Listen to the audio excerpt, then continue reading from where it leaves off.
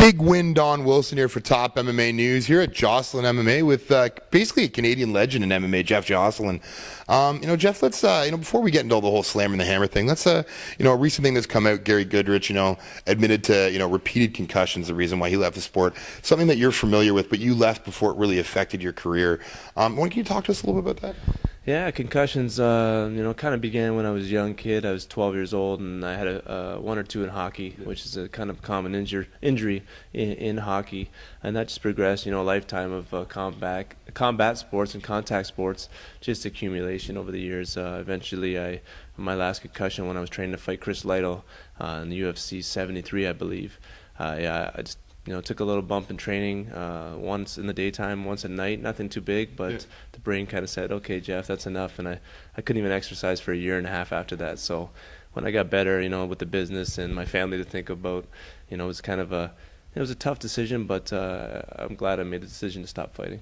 Now, what would be some warning signs that younger fighters, up-and-comers could make themselves aware of, so they have the opportunity to stop before it truly affects their lifestyle? Yeah, well, really, it's you just got to watch how you feel. It's a real subtle injury where you're not, it's not like a broken arm and you can't walk because your leg's sore. It's you feel off a little bit, and I think when you feel that way after a good shot, or you hit your head on the mats or something like that, you just got to take the sufficient time to be able to heal up. Sometimes they're going back right into sparring again. You don't always have to spar full contact. Yeah. You can work on your drills, do a lot of pads, spar hard maybe once, twice a week tops. But if you're going to the gym and just banging each other around thinking that's going to be the best way to improve, you're going to end up going downhill instead of uphill. All right. Well, definitely young fighters, heed a warning here. One fighter that was able to, continue his life after, don't wind up like our good friend Big Daddy. We don't want that. Now on to the Slammer and the Hammer. One best name for an MMA show so far, I have to say. I love it. You have really two marquee fights that I want to talk about. First off, the main event, Jason Day, Francis Carmon. What do you think about that fight? I think it's a good fight. I like Jason, both as a fighter and as a person. He's got a lot of experience. It's something that I really look for in my matchmaking when I'm picking these fighters, because experience is huge. You don't want the guys going out there and just going crazy. So, Jason obviously has a ton of experience, and he has a great skill set. He's an exciting fighter. He's been there with some of the world's best. Carmont, up-and-coming guy, just came off a win on April 30th. Yep. So he's going to be hungry. If he can win this fight, that'll be a big step for him in his career. So I think both these guys are going to be coming hard and ready to go. Oh yeah, definitely can't wait to see Doomsday back in there. Next up, real striker versus grappler match. I just love this. Misha Serkinov, an up-and-comer in Canada, has really turned things around since his first fight. And Tim Chimelli, just a banger coming out of the West Coast. What do you think of that? There's been a lot of excitement. Misha's always, he's had a big kind of aura. A lot of guys talking about him. He's got great wrestling, great jiu-jitsu. Now he's fighting MMA, so he's done very well so far. Tim Chimelli, a lot of guys are emailing me. They're excited to see this guy because he likes to throw down. He likes to let the hands go, and there's no question about.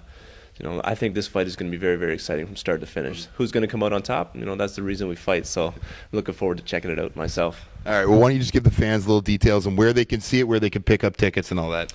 Well, the event is, I'm going to be announcing some more names soon. So we have some really talented fighters that are going to be announced soon. One second. I have heard potentially Brad Cardle might be coming down. Word on the street. Could be him coming down. Yeah. So there's some really tough guys that are going to be announced soon. And I'm very excited about it because being the promoter, but I'm also a fight fan, so this is kind of a cool position to be in, to be able to put this together and give back to so many great fans in Hamilton and surrounding areas that have shown me so much support over the years. In terms of tickets, they can get it through Ticketmaster or the Coliseum box office.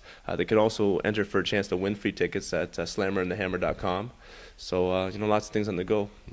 One thing, I've also noticed you've done really well integrating your gym into not only social media but into the internet in general, running live MMA shows and live MMA seminars through the internet. What gave you that idea to bring that into, so thousands could watch you practice? Well, for me, I had really two passions in my life. Before it was, training full-time fighting and martial arts, it was computers. So those are my two skills. I pretty much, average and everything else in school, computers was like this. So it's kind of a weird combination. Kind of, I guess, one of the toughest nerds out there, I guess.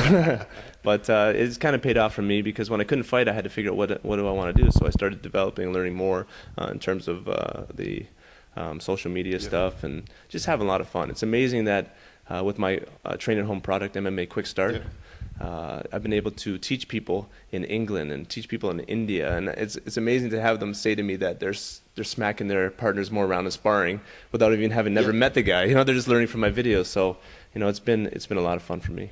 Definitely. Now, the big thing is not only have you been bringing that, you also train guys at the gym.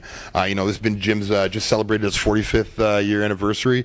It's just an amazing club in Hamilton. Why don't you tell some of the young guys that are coming up that we should be keeping our eyes open for? Yeah, we have a lot of tough guys. We've always had a lot of great kickboxers, a lot of strong jiu-jitsu guys. When I was fighting, I could coach, probably about 75% of my potential. Now that I've stopped fighting, I'm finding the guys are just, I'm able to give more, so I'm able to focus on them, and their talent is just rising so fast. So I have a lot of up and coming guys, and we're really looking forward to amateur MMA coming to Ontario, building up a team to get involved with that. And I also have some guys that are ready to go pro. I have Ryan Dixon, he's 6-0, XCC champion, and a very hungry competitor, learns quickly and knows exactly what he has to do. So I'm excited to see him make his pro debut. And I'm just in the process of building a whole crew of up-and-coming mixed martial artists. Nice. We'll be seeing, like I said, take a lot of tigers coming out of the Joslin MMA gym. Before we let you go, any friends, family, kin, sponsors that you'd like to have a shout out to? Yeah, I just want to thank my coaches, of course, my dad, Rick Joslin, my striking coach, Vito Brancaccio of all Canadian martial arts in Mississauga. Thanks my wife for putting up with me training 3 times a day for 15 years. Never really saw her, but now we get along pretty good. And thanks to all my students and friends. Thanks to you guys for having me be part of this. All right, perfect. Well, once again, this has been Big Win Don Wilson, Jeff Joslin, Top MMA News.